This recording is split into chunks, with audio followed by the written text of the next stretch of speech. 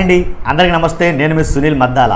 ఏంటంటే ఎలాగైతే ఎన్నికలు ముగిసిపోయినాయి అలాగే జగన్ గారు రిలాక్స్ అవ్వడం కోసం లండన్ టూర్ అయితే కనుక వేయడం జరిగింది. కాకపోతే పాపం ఎక్కడికి వెళ్ళినా రామేశ్వరం వెళ్ళినా శనేశ్వరం తప్పదన్నట్టు మొత్తానికి జగన్ గారు లండన్ వెళ్ళినా సరే ఆయన్ని మాత్రం కొన్ని ప్రాబ్లమ్స్ అయితే వెంటాడుతున్నాయండి, వదిలిపెట్టలేదు. ఎందుకన్నానంటే ఆంధ్రప్రదేశ్లో ఏదైతే భయంకరమైన దెబ్బ జరిగిందో వైసీపీ గవర్నమెంట్కి ఏంటి ఎలక్షన్ కన్నా కొంచెం ముందు రోజుల్లో ఏదైతే మొత్తం వైసీపీ ప్రభుత్వాన్ని ఊపిరి బిగబట్టేటట్టు చేసిందో ల్యాండ్ టైటిలింగ్ యాక్ట్, ఆ చట్టం వల్ల ఎన్ని తెప్పలు వచ్చి పడ్డాయో వాళ్ళకే తెలుసు నిజంగా. ఎందుకంటే ఆ చట్టం వల్ల ఒకనొక టైంలో వైసీపీ మొత్తం అధపాతాళానికి వెళ్ళిపోయే పరిస్థితిలోకి వెళ్ళిపోయింది అని అంటారు, ఏమాత్రం సందేహం లేదు.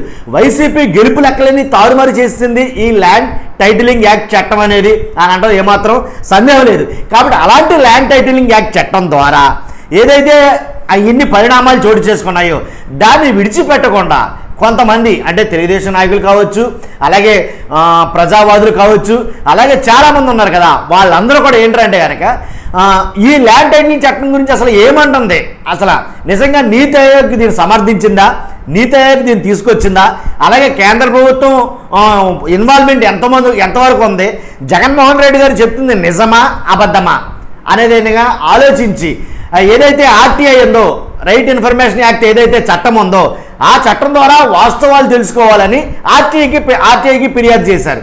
అది ఇన్ఫర్మేషన్ కోసం. ఎప్పుడైతే అడగడం జరిగిందో ఆర్టీఐ ఒక ఇన్ఫర్మేషన్ అయితే కనుక ఇచ్చింది. అసలు ఏదైతే ఉందో ఏంటంటే ల్యాండ్ టైటిలింగ్ యాక్ట్ చట్టం గురించి మేము క్షుణ్ణంగా దాని గురించి మేమేం తెలుసుకోలేదు. ఏదైతే ఒక చట్టం ఉందో ముసాయిదా ఉందో ఆ ముసాయిదా బిల్లుని మేము అమలుపరిచాం అంతవరకే. దానికి మించి మేము లోతుగా దాన్ని అధ్యయనం చేయలేదు. దాని గురించి పూర్వపరాలు మాకేమీ తెలియదు. కాబట్టి నీతి ఆయోగ్ ఎలా ఇచ్చిందో దాన్ని మేము పంపించాం అని అయితే కనుక చెప్పడం జరిగింది. చెప్పేసరికి ఇప్పుడు ఎలా అంటే జగన్మోహన్ రెడ్డి గారికి అవమానం ఎలా అంటే కనుక ఆల్రెడీ నీతి ఆయోగ్కి చెప్పింది కేంద్ర ప్రభుత్వం ఇచ్చింది అని అయితే కనుక పాపం సెల్ఫ్ డిఫెన్స్ అయితే కనుక ఎన్నికల టైం కాబట్టి నిజమైన అబద్ధమైన కానీ సెల్ఫ్ డిఫెన్స్ చేసుకోవడానికి వాడేశారు కొన్ని పదాలు.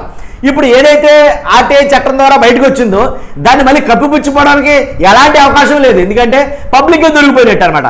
కాబట్టి దొరికిపోయిన నిజాన్ని ఏదైతే దొరికిపోయారో ఆ దొరికిపోయిన దాన్ని అబద్ధంతో కప్పాలంటే కొంచెం కష్టం. ఎందుకంటే పబ్లిక్గా ఆధారాలు ఉన్నాయి.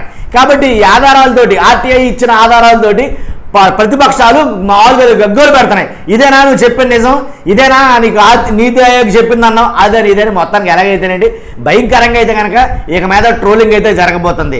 మొత్తానికి బాబు నేను రెస్ట్ తీసుకోవడానికి లండన్ వచ్చాను రా బాబు అన్నా సరే లండన్లో కూడా ఆయన అవమానించడం అనేది జరుగుతుంది. ఎందుకంటే కనుక ఆయన చేసినటువంటి ఇంతకుముందు ఏదైతే ల్యాండ్ టైటిలింగ్ యాక్ట్ చట్టం ఉందో ఈ చట్టం ఆయన ఎక్కడికి వెళ్ళినా వదిలిపెట్టేటట్లేదు. చూద్దాం ఏం జరుగుతుందో. మొత్తానికి చూస్తున్నా మీరు అందరూ కూడా మర్చిపోద్దు మన ఛానల్ని సబ్స్క్రైబ్ చేయండి. కొత్త వాళ్ళైతే కనుక ఈ వీడియోని లైక్ చేయండి, షేర్ చేయండి. Thank you very much.